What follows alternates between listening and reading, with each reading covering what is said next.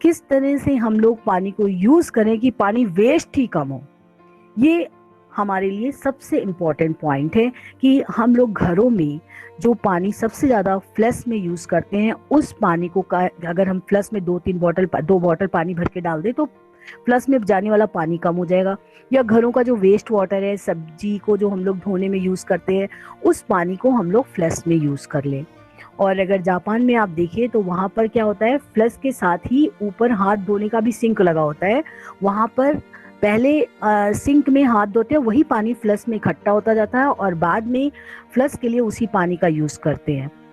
उसके बाद washing machine में जब हम कपड़े धोते हैं तो हमारी कोशिश हो कि जब वॉशिंग मशीन में पूरे कपड़े पूरा इतना हम एक बार वॉशिंग मशीन तब यूज़ करें जब हमारी वॉशिंग मशीन पूरा फुल पानी भरे और कपड़े भी ऊपर तक पूरे फुल पानी जब यूज़ कर सकें हम लोग।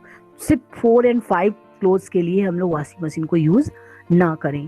शावर का जो इस्तेमाल है वो 50 गैलन पानी का नुकसान करता है। तो अगर हम लोग 10 मिनट शावर सिर्फ इस्तेमाल करते हैं तो 50 गैलन पानी की नुकसान हो जाता है। और ऐसे अगर हम नहा लें तो ओनली 10 गैलन पानी में 10 to 15 गैलन पानी में हम लोग अपना बात ले सकते हैं।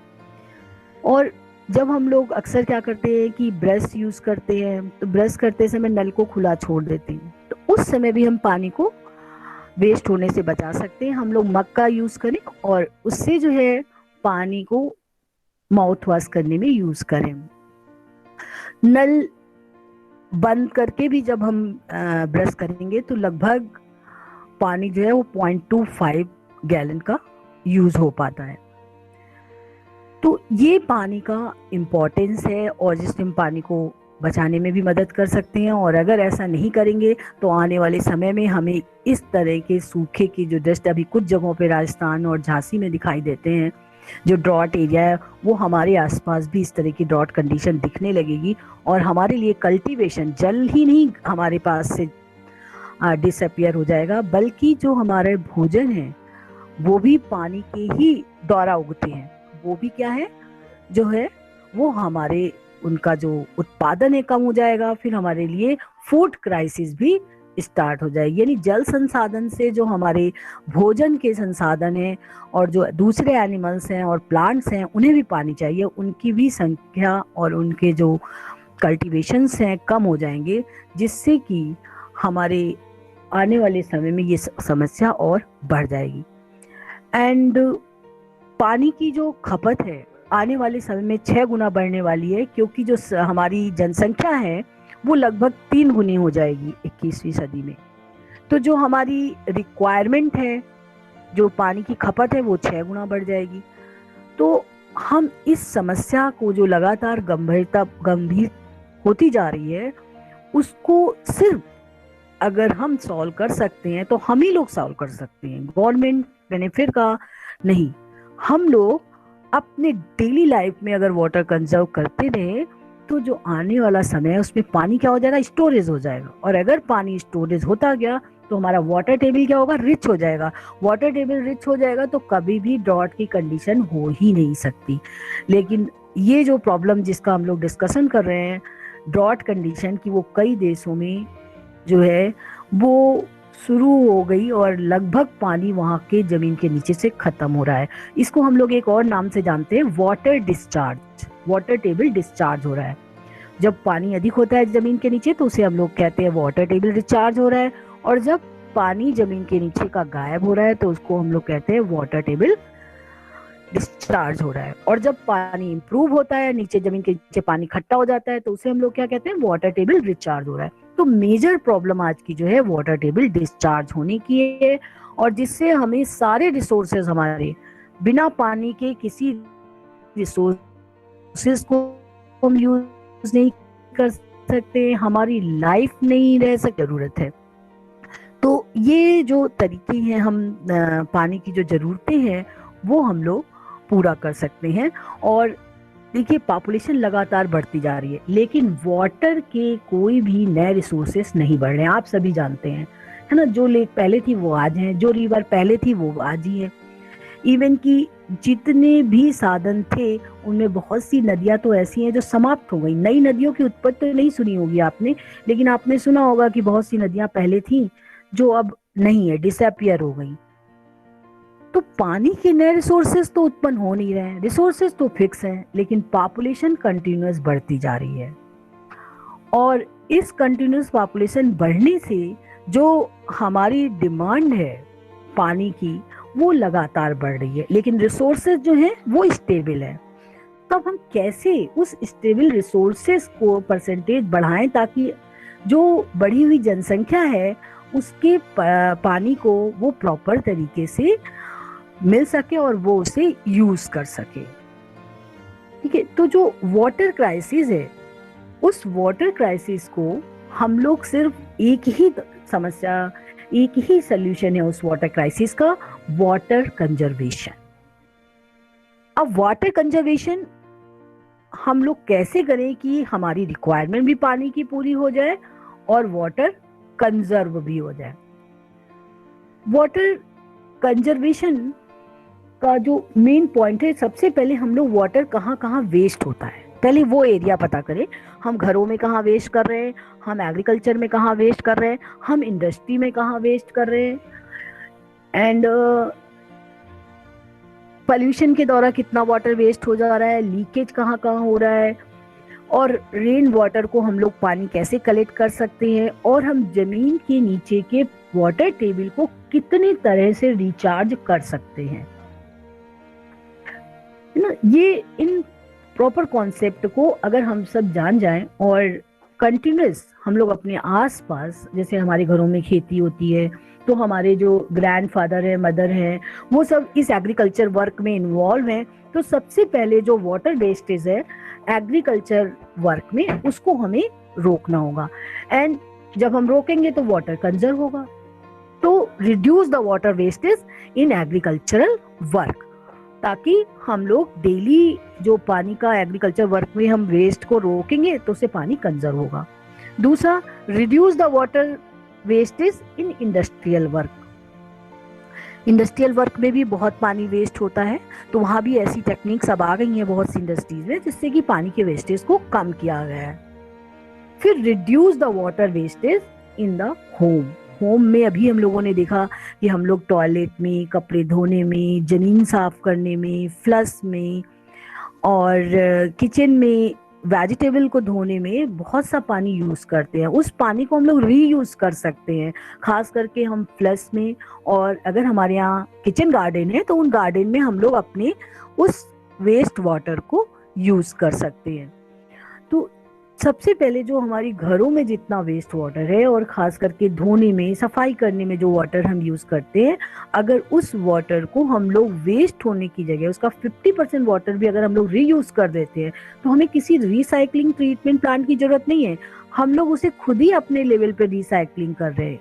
रिसाइकलिंग ट्रीटमेंट प्लांट का जो खर्च है वो बहुत ज्यादा आता है और हर घर में लगा पाना संभव नहीं है, लेकिन जो हम लोग सब्जियां धोते हैं और बहुत से हाथ धोते हैं, उस पानी को, हाथ धोने वाले पानी को फ्लश में और सब्जी धोने वाले पानी को हम लोग अपने किचन गार्डन में यूज कर सकते हैं और फ्लश में होने वाले पानी के खर्च को कम कर सकते हैं।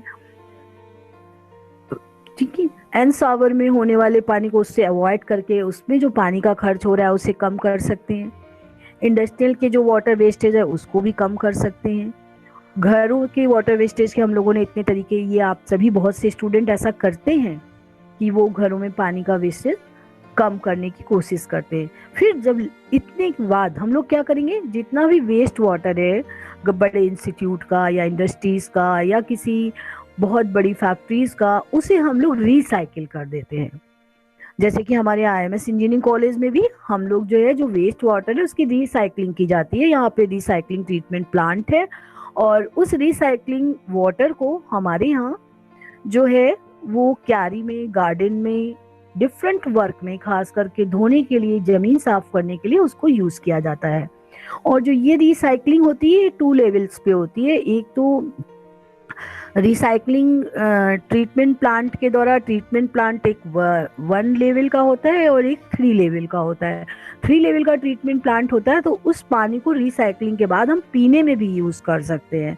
बट जो 1 लेवल का जो ट्रीटमेंट प्लांट होता है, उस पानी को हम लोग सिर्फ जो है वो क्लीनिंग पर्पस में यूज कर सकते हैं और गार्डन में यूज कर सकते हैं। और इस पानी का प्रॉपर जो है डिसेंटिफिकेशन होता है, स्टरलाइजेशन होता है, ताकि किसी तरह से इसमें इन्फेक्शन ना हो, और वो उसे हमें डिफरेंट कैंपस के जो क्लीनिंग फंक्शन है, गार्डनिंग फंक्शन है, ये सभी उसके द्वारा पूरे किए जाते हैं। उसके बाद जो हम अपने लेवल पे पानी को जबरदस्ती, जैसे कुछ लोग क्या करते हैं, पानी खुला रखा है जग में, पूरा जग उठाया और उस पानी को फेंक दिया कि ये तो 1 दिन से पानी रखा था, तो अब उस बॉटल के पानी को फेंक दिया। वो जब 1 दिन से रखा था, आप उसे गार्डन में डाल दीजिए अगर किचन गार्डन है। और अगर आप बॉयल कर रहे हैं तो सब्जी वगैरह में तो वो बॉयल होगा, पानी फिर से स्टरलाइज हो जाएगा, तो उन सब्जी में उस पानी को आप यूज कर सकते हैं।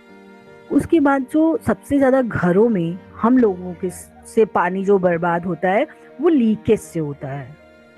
बहुत से लोगों के पानी के जो टैप होते हैं, वो टप टप टप पानी टपकता रहता है, और हम लोग उस टपकते हुए पानी को रोकते नहीं है। तो जैसे ही पानी टपकना, अगर उसमें आप एक बकेट लगा दीजिए तो 3 घंटे के अंदर पानी, अगर तेजी के साथ टपक रहा होगा तो 1 घंटे में, और धीमे धीमे अगर पानी का लीकेज होगा तो 3 आवर्स में 1 बकेट जो है वो भर जाएगी। तो यानी कि हमने पूरे 24 घंटे में लगभग 8 बकेट पानी को वेस्ट कर दिया, अगर हम लीकेज को नहीं रोकते। उसके बाद जो है बहुत से वाटर टैंक होते हैं जिनमें लीकेज होता है, बहुत से पाइप्स होते हैं वाटर, उनमें लीकेज होता है। तो कोई भी लीकेज हमारे घरों में है, चाहे वो टैप से रिलेटेड हो, चाहे वो पाइप से रिलेटेड हो, और चाहे वो किसी भी तरह के जो हमारी बकेट है उनसे हो, या हमारी टैंक से हो, हमारी टंकी से हो, उन सभी लीकेज को हमें रोकना होगा। और अगर जो गवर्नमेंट के डैम्स होते हैं, चेक डैम्स होते हैं, कैनाल्स होते हैं, उनमें भी कहीं लीकेज है तो हमें गवर्नमेंट को इन्फॉर्म करके उस लीकेज को भी रोकने में गवर्नमेंट की मदद करनी चाहिए। उसके बाद जो सबसे इम्पॉर्टेंट वाटर कंजर्वेशन का मेथड है, that is the rain water harvesting. हमारे घरों में हम लोगों को जो बारिश का पानी है इतना होता है कि अगर हम लोग उसको सही ढंग से कलेक्ट कर ले तो लगभग 6 मंथ की पानी की जो रिक्वायरमेंट है उस हम रेन वाटर हार्वेस्टिंग से हम पूरा कर सकते हैं। और रेन वाटर हार्वेस्टिंग करने के घरों के बहुत आसान तरीके हैं, जो हम लोग जमीन के नीचे टैंक बना देते हैं। बड़े बड़े होटलों में इस तरह के टैंक बनाए जाते हैं। बड़े बड़े होटलों में हम लोग टैंक जो है वो नीचे अंडरग्राउंड पोर्शन में बन जाते हैं, और जितना छत का पानी होता है, पोर्च का पानी होता है, वो सब पानी एक बकायदा रेन वाटर हार्वेस्टिंग में छत से, और जो पोर्च होता है, जो गार्डन होता है, अगर वो सीमेंटेड है तो सभी के पानी को पाइप के द्वारा उस अंडरग्राउंड टैंक में पहुंचा दिया जाता है। और उस अंडरग्राउंड टैंक में जो पाइप लगे होते हैं उनमें फिल्टर लगा होता है, ताकि कोई बहुत बड़ी लार्ज इम्प्योरिटीज पानी में फिल्टर होके बाहर ही रुक जाए, वो अंदर टैंक में ना जाए, और उस टैंक के पानी को इकट्ठा कर लिया जाता है। जोधपुर जो राजस्थान में एक जिला है, वहाँ पर आज भी इस तरह के टैंक में पानी कलेक्ट किया जाता है, और वहाँ जो है लगभग 8 महीने गर्मी रहती है, पानी का शॉर्टेज रहता है, और इसी पानी को वहाँ पर यूज किया जाता है। और स्पेशल टाइप के स्टोरेज टैंक भी बनाए जाते हैं जिसमें से पीने का पानी डायरेक्ट बिना बॉयल किए यूज किया जा सकता है। तो रेन वाटर हार्वेस्टिंग इस समय सबसे इफिशिएंट मेथड है वाटर कंजर्वेशन का। अगर हमारे घरों के नीचे ये पानी इकट्ठा रहेगा टैंक में, तो आप जानते हैं वो जैसे हमारे बैंक में पैसा रहता है और जब जरूरत होती है हम बैंक से पैसा निकाल लेते हैं, उसी तरह अगर पानी हमारे जमीन के नीचे टैंक में एकत्रित है तो जब कभी पानी की शॉर्टेज होगी, हमें आसपास से पानी नहीं मिल रहा है, क्योंकि जब शॉर्टेज होगी सबको पानी चाहिए, बाहर से हमें पानी मिलेगा नहीं, लेकिन जब हमारी जमीन के नीचे टैंक में रहेगा उसे हम पंप लगा के उस टैंक से पानी निकाल लेंगे, और जो भी हमारी जरूरतें हैं पानी की वो हम उस टैंक के पानी से पूरी कर पाएंगे। ये इतना इम्पोर्टेंट, ये जो वाटर है, वाटर स्टोरेज, रेन वाटर पानी है, ये हमारे लिए बिल्कुल स्टोरेज मनी का तरह काम करेगा। जब पानी की किसी के पास पानी नहीं होगा, अगर हमने अपने ज़मीन के नीचे पानी कलेक्ट कर रखा है तो उस पानी को हम यूज़ कर सकते हैं अपने क्राइसिस टाइम में, किसी अर्जेंट पर्पस के लिए। और अगर हमें ज़रूरत नहीं है तो उस टैंक को हम खाली करके उस पानी को कहाँ भेज देंगे, पाइप के द्वारा वाटर टैंक में, जो हमारे वाटर टेबल में, जो ज़मीन के नीचे वाटर टेबल होता है उसमें पानी चला जाएगा। फिर हम नेक्स्ट बारिश का पानी उस वाटर टैंक में कलेक्ट कर लेंगे। और फिर अगर हमारे गर्मी का सीजन आता है, बारिश के बाद सर्दी का सीजन आ जाता है, उसके बाद गर्मी का सीजन आता है, फिर हम उस पानी को यूज़ करेंगे। अगर नहीं यूज़ होगा फिर से हम उस पानी को क्या करेंगे, नीचे वाटर टेबल में ड्रेन कर देंगे। और इस तरह से क्या होगा, धीरे धीरे हमारा वाटर टेबल भी रिचार्ज होता रहेगा और साथ में हमारा वाटर कंजर्वेशन भी होता रहेगा। और अगर हमारी वाटर क्राइसिस होती है तो ज़रूरत के समय उस टैंक में हमारे पास पानी भी अवेलेबल रहेगा। तो ये सबसे इफ़िशियंट मेथड है, खास करके अर्बन एरिया में, जहाँ पे हम रेन वाटर को, पानी को कलेक्ट करके अपने आसपास के एरिया के वाटर टेबल को रिचार्ज कर सकते हैं। इसके बाद हम लोग जो वाटर टेबल को रिचार्ज करने का काम प्लांटेशन के द्वारा कर सकते हैं। हमें कुछ ना कुछ ग्रीन एरिया अपने आसपास इम्प्रूव करना चाहिए for the sustainability of life and also for the maintenance of the greenery and the improve the percentage of oxygen.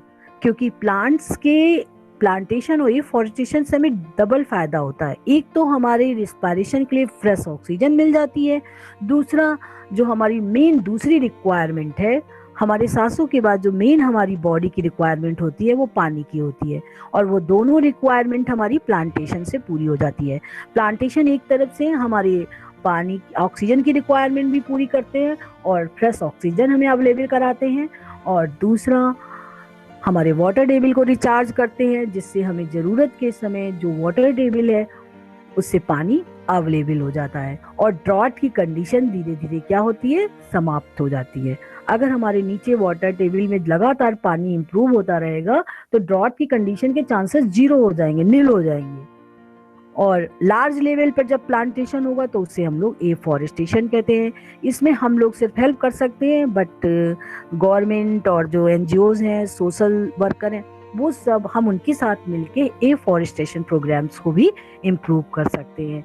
और अपने घरों पे हम लोग प्लांटेशन के द्वारा हम लोग अपनी बॉडी की और अपनी लाइफ की दो रिक्वायरमेंट को पूरा कर सकते हैं। एक तो ऑक्सीजन की रिक्वायरमेंट, जो हमारा पहला हमारी लाइफ की सस्टेनेबिलिटी को मेंटेन करता है, दूसरा जो लाइफ की दूसरी सस्टेनेबिलिटी को मेंटेन करता है, जो हमारी प्यास को भी बुझाता है, वो वाटर। तो प्लांटेशन जो है ये हमारे लिए सेकंड एफिशिएंट मेथड है कि हम वाटर कंजर्व करने का। एंड फिर जो ये हमारे यहाँ जब लार्ज डैम बनते हैं तो उनसे काफ़ी नुकसान होता है, और लार्ज डैम के जो बनने का खर्च भी होता है वो बहुत ज़्यादा आता है, और बहुत बड़े एक लार्ज नंबर ऑफ विलेजेस को हमें वहाँ से रिप्लेस करना पड़ता है, उन्हें नई जगह बसाना पड़ता है। बहुत बड़ा लार्ज एरिया पानी में डूब जाता है, तो बहुत बड़ा रेसिडेंशियल एरिया का लॉस होता है। लोग इसके अगेंस्ट भी खड़े हो जाते हैं, जैसे नर्मदा डैम के अगेंस्ट लोग खड़े हो गए, क्योंकि उसमें 75,000 गाँव जो हैं वो पानी में डूब गए। तो डैम जो है वो पानी के कंजर्वेशन को भी बढ़ाते हैं, पानी के वाटर टेबल को रिचार्ज भी करते हैं, पानी के स्टोरेज में मदद भी करते हैं, और इलेक्ट्रिसिटी भी जनरेट करते हैं, हाइड्रो पावर भी जनरेट करते हैं। बहुत फ़ायदे हैं, लेकिन उन फ़ायदों में एक बहुत बड़ा नुकसान है कि एक सोशल लाइफ जो वहाँ पे प्रेजेंट होती है उससे वहाँ से हटाना पड़ता है, और उनके जो बने बनाए घर होते हैं वो सब पानी में डूब जाते हैं। तो जिससे बहुत से लोग इस तरह के डैम के अगेंस्ट हो जाते हैं। लेकिन अगर हम इनकी जगह स्मॉल डैम बनाएं तो, और उन जगहों पे बनाएं जो खाली जगह हैं, तो इससे लोगों को हमें वहाँ से हटाना भी नहीं पड़ता है, और साथ में क्या है कि हम स्मॉल अमाउंट में बिजली भी, इलेक्ट्रिसिटी भी जनरेट कर लेते हैं, और साथ में वाटर टेबल भी रिचार्ज करते हैं। और हमारे जो लोग हैं आसपास के, उनके लिए एक टूरिस्ट सा एरिया भी स्मॉल डैम के आसपास टूरिस्ट एरिया डेवलप हो जाता है, एक स्मॉल गार्डन भी उसके आसपास डेवलप हो जाता है, क्योंकि जहाँ पानी का टेबल इम्प्रूव होता है उसके आसपास प्लांटेशन के नंबर बढ़ जाते हैं। तो जो ये वाटर टेबल्स है, इनको रिचार्ज करने के और वाटर कंजर्वेशन के जो हमारी जो भागीदारी है वो सबसे ज्यादा महत्वपूर्ण है। क्योंकि हम सोचते हैं कि गवर्नमेंट काम करेगी और सोशल वर्कर काम करेंगे, एनजीओज काम करेंगे वाटर, लेकिन हम अपने घरों में डेली अगर हम सुबह से देखें ब्रश करने से लेके रात तक, तो देखिए कम से कम अगर घर में 5 इंडिविजुअल प्रेजेंट हैं तो उनमें से आप देखिए हर इंडिविजुअल 1 बकेट पानी को किसी ना किसी तरह से वेस्ट कर रहा होता है, यानी कि 5 बकेट वाटर वेस्ट हो रहा। आप सोचिए अभी विंटर सीजन चल रहा है, विंटर सीजन में अभी लोग अगर नहाते भी हैं, गर्म पानी करते हैं, तो सिर्फ आधी बकेट पानी से या 1 बकेट पानी में उनका स्नान हो जाता है। और यही अगर अभी गर्मी का सीजन हो तो 4 to 5 बकेट जो है सिर्फ उसी स्नान करने में, उसी तरह से स्नान करने में उनको 4 to 5 बकेट पानी लग जाता है। तो यानी 4 बकेट पर इंडिविजुअल, 4 बकेट पानी सिर्फ स्नान में ही वेस्ट कर रहे हैं। फिर उसके बाद वो इस पानी को ब्रश करने में नल खोल दिया और उसके बाद माउथ के टैम्बलर का यूज ही नहीं करते। तो ये जो पानी है उसको सुबह से हमें हम सभी लोगों को ये प्रण लेना चाहिए कि हम सुबह से कि रात तक में, क्योंकि आप जानते हैं आपकी लाइफ पानी से है। मैंने कहा ना, जल ही जीवन है। तो मतलब हमारे बॉडी के हर पार्ट का 60% से अबव हिस्सा जो है पानी का है। अगर हम पानी का डिसरिस्पेक्ट कर रहे हैं सामने, तो हम अपना भी डिसरिस्पेक्ट कर रहे हैं, क्योंकि हम भी उसी पानी के बने हुए हैं। हम अपने अस्तित्व का डिसरिस्पेक्ट कर रहे हैं। तो अगर हमें अपने अस्तित्व का और हमें सम्मान चाहिए और हमें अपना सम्मान खुद करना है, तो सबसे पहले हमें पानी का भी रिस्पेक्ट करना सीखना चाहिए। और उसका रिस्पेक्ट हम कैसे कर सकते हैं कि हम पानी को वेस्ट ना करें, हम पानी को कंजर्व करने में मदद करें। हम पानी को कंजर्व कितने तरीके से खुद डेली कर सकते हैं। कम से कम हम एक प्रतिज्ञा लें कि हम डेली कम से कम अपने हिस्से का जो पानी आ रहा है, जितना हम यूज करते हैं, उसमें से 1 बकेट पानी को हम बचाएंगे। वो आप पानी नहीं बचा रहे, आप अपना रिस्पेक्ट जो है वो कंजर्व कर रहे हैं। क्योंकि जब तक आप किसी दूसरे को रिस्पेक्ट नहीं देते तो आपको नहीं मिलता। तो जब आप पानी से ही बने हैं, आपका अस्तित्व ही पानी से है, आपकी उत्पत्ति पानी से हुई है, आपका शरीर पानी से बना हुआ है, आपकी प्यास पानी से बुझती है, आपका शरीर जिन पंचतत्व से बना है उसमें एक एलिमेंट्स ये पानी है। तो आप पानी का रिस्पेक्ट करना सीखिए। जब भी आप पानी का डिसरिस्पेक्ट करते हैं, उसे पोल्यूटेड करते हैं, उसे वेस्ट करते हैं, दैट मीन्स आप अपना डिसरिस्पेक्ट कर रहे हैं। आप अपने अस्तित्व का सम्मान करना नहीं जानते हैं। तो अगर हमें अपने अस्तित्व का सम्मान चाहिए और करना है, तो हमें पानी का सम्मान करना होगा। और इसके लिए हमें पानी के अस्तित्व को बचाना होगा, उसे कंजर्व करना होगा। और जितना भी हमारे आसपास अगर कोई पानी वेस्ट करता है तो उसे हमें समझाना होगा कि ये ऐसी मनी है कि पैसा तो बैंक में दोबारा आ सकता है, लेकिन अगर जमीन के नीचे पानी समाप्त हो गया तो दोबारा आना बहुत मुश्किल है। अभी तक जितने भी शहर हैं जिनके भी जमीन के नीचे का पानी समाप्त हो गया, अभी तक दोबारा नहीं आया है। और अगर दोबारा आएगा भी तो उस पे कम से कम मिनिमम 10 ईयर्स का टाइम लग जाएगा। पैसे तो फिर भी लोग अर्निंग करते हैं और उसके बाद बैंक में आते हैं और बैंक से खर्च हो जाते हैं, फिर से अगर आप अर्निंग करते आ जाते हैं, लेकिन उसमें टाइम कम लगता है। बट वाटर टेबल अगर डिस्चार्ज हो गया तो उसे रिचार्ज होने में मिनिमम जो है वो 5 ईयर्स का टाइम लगता है। तो पानी की जो कंजर्वेशन में हम सभी जो है पानी को कंजर्व कर सकते हैं। अपने अपने लेवल पे हम सभी पानी को डेली मिनिमम 1 बकेट पानी तो हम लोग अगर पर कर ले तो डेली बचा सकते हैं। और अगर आप इमेजिन कीजिए हम सब 1 बकेट पानी बचा रहे हैं, तो जितने भी इंडिविजुअल्स हैं और सब 1 बकेट बताएंगे, तो आने वाले समय में 1 ईयर्स में ही वाटर टेबल जो है वो रिचार्ज होना शुरू हो जाएंगे। क्योंकि वो पानी जो हम बचाएंगे वो हमारे वाटर टेबल में क्या होगा, कंजर्व होगा, स्टोर होगा। और जैसे जैसे स्टोरेज बढ़ेगा वैसे वैसे हमारा वाटर टेबल भी रिचार्ज होगा और हमारी रिक्वायरमेंट पूरी होगी और हमारी जो पृथ्वी है वो हरी भरी होगी। क्यों? क्योंकि जब जमीन के नीचे पानी होता है तभी हमारी जो ग्रीनरी है वो जमीन के ऊपर दिखाई देती है। हम लोग कभी भी फॉरेस्ट के पानी की सिंचाई करने नहीं जाते हैं, लेकिन पानी वहाँ जमीन के नीचे इतना होता है कि अपने आप ग्रीन फॉरेस्ट तैयार हो जाता है। हम लोग अपने किचन गार्डन को जरूर सिंचाई करते हैं, लेकिन कभी भी फॉरेस्ट की सिंचाई नहीं करते, कभी भी फॉरेस्ट को फर्टिलाइजर देने नहीं जाते, लेकिन फिर भी वो सेल्फ मेंटेन्ड होते हैं, ऑटोनॉमस इकोसिस्टम है। और क्यों? क्योंकि पानी जो है वहाँ के वाटर टेबल में अपने आप रिचार्ज होता है with the help of plant. तो अगर पानी नीचे है तो हमारे भी चारों ओर ग्रीनरी भी इम्प्रूव होगी और हमें फ्रेश ऑक्सीजन भी मिलेगी, और साथ में आने वाले समय में जो हमारी फ्यूचर जनरेशन है वो वाटर क्राइसिस को फेस नहीं करेगी। तो फिर हम लोग ये प्रण करते हैं कि हम सभी मिलकर इस पानी को बचाने की कोशिश करेंगे ताकि हमारा अस्तित्व बचे और हमारा रिस्पेक्ट हो। Okay, thank you.